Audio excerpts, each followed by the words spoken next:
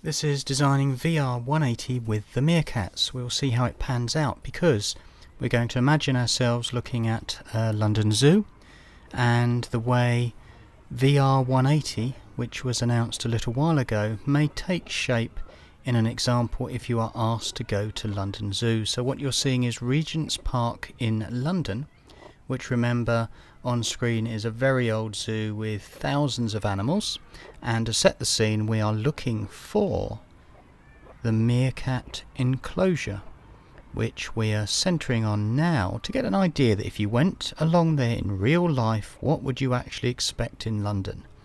It is 8 by 14 at about 100 square meters. So what does it look like using the tools available to us in person? To do that, what we can do is slip into some maps that you might get given on walking through. Bear with me, this video is going somewhere towards 180. Oh, look, there we go, there's a meerkat right there. So if we, oh, thank goodness for that, we're actually inside and we're looking at the meerkat enclosure.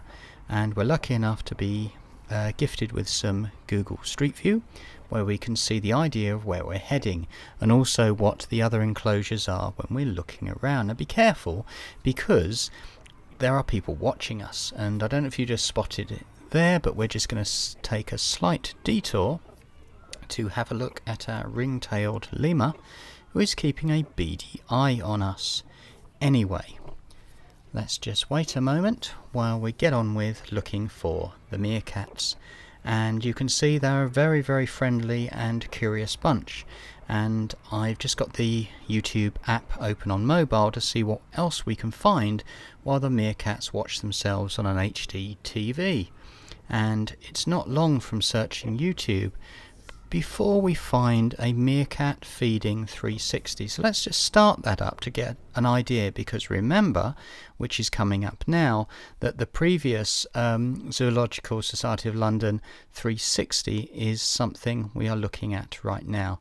You can see that the camera was placed in the center. If we look at the full canvas with the keeper there feeding, that coming up on screen is a border of the sort of thing that you might see, which is on YouTube, and it's that area there. Can you see how the 360 canvas is huge, but the 180 canvas in theory is half that? So let's see what that looks like in practice with this yellow square. So in theory we shove a camera in and we're trying to catch the meerkats. Now at the moment the meerkats are moving around quite a lot and there is a lot of activity off screen. Remember, this is designing.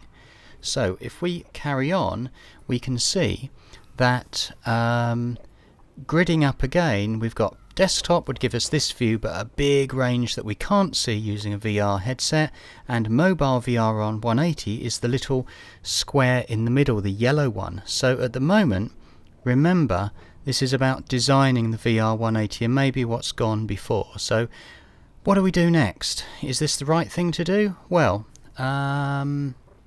what would you do? Have a think about it. We could, let's see, we could ask for some help. Will they help us? We could choose a new viewpoint. That's pretty valid. What we could do is just literally stop and think, pause for a moment and consider what this is all about. Because remember, when the blog post came up on the 22nd of June, nobody had heard about 180 or stereoscopic cameras, which are not new. They've been around for years. And remember that looking at this field of view is a bit like putting your hands round there and losing your peripheral vision, which reminds me of the old James Bond thing where you're looking down the barrel of a gun. Remember, I think what Alana said is that I haven't got it all figured out just yet.